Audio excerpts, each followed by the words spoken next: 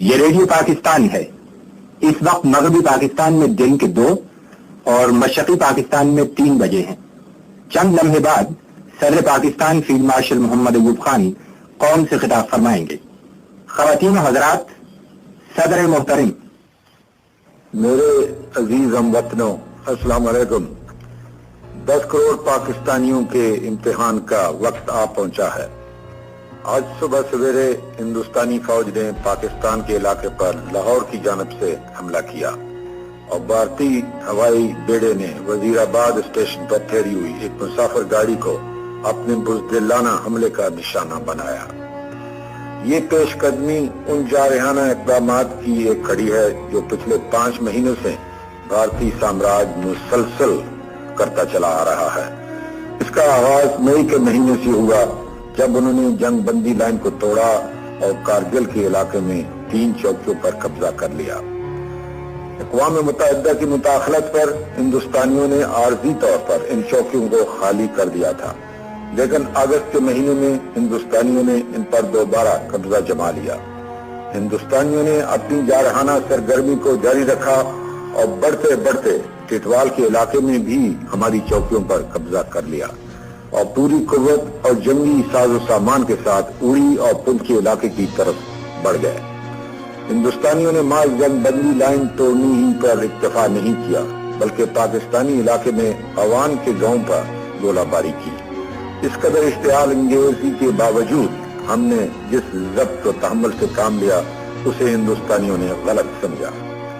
ہندوستانی حملے کو روکنے کے لیے آزاد کشمیر کی افواج کو بمبر کے علاقے کی طرف مجبوراً بڑھنا پڑا۔ ہندوستان نے اپنے ہوائی بیڑے کو بھی اس جنگ میں بے دریغ دھکیل دیا اور اس طرح حالات کو اور زیادہ خطرناک بنا دیا۔ اس وقت تک تمام دنیا پر ظاہر ہو گیا تھا کہ کشمیر میں ہندوستانی جارحیت کا اصل مقصد پاکستان پر حملہ کرنا ہے۔ آج انہوں نے اس کا آخری ثبوت بھی دے دیا ہے اور اپنے ان ناپاک ارادوں کا برم کھول دیا ہے جو شروع سے پاکستان کے خلاف ان کے دلوں میں پرورش پا رہے تھے۔ بھارتی حکمران شروع سے پاکستان کی وجود سے نفرت کرتے رہے ہیں اور مسلمانوں کی علادہ آزاد مملکت کو انہوں نے کبھی دل سے تسلیم ہی نہیں کیا۔ پچھلے 18 برس سے وہ پاکستان کے خلاف جنگی تیاریاں کرتے رہے ہیں۔ انہوں نے چین کا ہوا محض اس لیے کھڑا کیا کہ وہ مغربی ممالک سے زیادہ افواج فوجی امداد حاصل کرنا چاہتے تھے۔ ہمارے بعض دوستوں کو بھارتی حکمرانوں کی ذہنیت کا علم نہ تھا اور وہ ان کی اس دھوکے میں آ گئے کہ شاید ہندوستان پوری طرح مسلح ہو جانے کے بعد چین سے جنگ کرنے کے قابل ہو جائے گا۔ ہم شروع ہی سے یہ جان گئے تھے کہ یہ ہتھیار ہمارے خلاف استعمال ہوں گے۔ وقت نے اسے سچ ثابت کر دکھایا ہے۔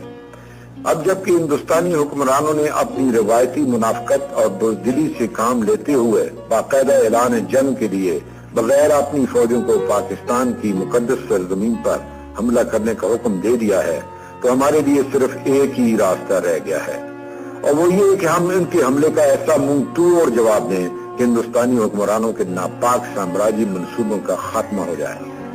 ہندوستانیوں نے لاہور کے دلیر اور بہادر لوگوں کو سب سے پہلے للکارا ہے۔ تاریخ میں لاہور کے دلیروں کا نام ہمیشہ زندہ رہے گا کہ انہی کے ہاتھوں دشمن کا ہمیشہ کے لیے خاتمہ بھی ہوا۔ پاکستان کے 10 کروڑ عوام جن کے دل کی دھڑکن میں لا الہ الا اللہ محمد رسول اللہ کی صدا گونج رہی ہے، اس وقت تک چین سے نہیں بیٹھیں گے جب تک دشمن کی توپیں ہمیشہ کے لیے خاموش نہ ہو جائیں۔ ہندوستانی حکمران شاید ابھی نہیں جانتے کہ انہوں نے کس قوم کو للکارا ہے۔ ہمارے دلوں میں ایمان اور یقین محکم ہے اور ہمیں یہ معلوم ہے کہ ہم سچائی کی جنگ لڑ رہے ہیں۔ ہم پورے اتحاد اور عزم کے ساتھ دشمن کا مقابلہ کریں گے۔ اللہ تعالیٰ کا واضح ارشاد ہے کہ فتح ہمیشہ سچ کی ہوتی ہے۔ ملک میں آج ہنگامی صورتحال کا اعلان کر دیا گیا ہے۔ جنگ شروع ہو چکی ہے۔ دشمن کو فنا کرنے کے لیے ہمارے بہادر فوجیوں کی پیش قدمی جاری ہے۔ اللہ تعالیٰ نے پاکستان کی مسلح فوجوں کو اپنے جوہر دکھانے کا موقع عطا کیا ہے۔ ان کا جذبہ فداکاری اور آئینی عزم ہمیشہ ان کے ساتھ رہا ہے۔ ہماری فوجیں دشمن کو ختم کرنے میں انشاءاللہ کامیاب ہوں گی۔ حکومت پاکستان اس صورتحال کے مقابلے کے لیے پوری طرح تیار ہے اور تمام ذرائع اس کے لیے استعمال کیے جائیں گے۔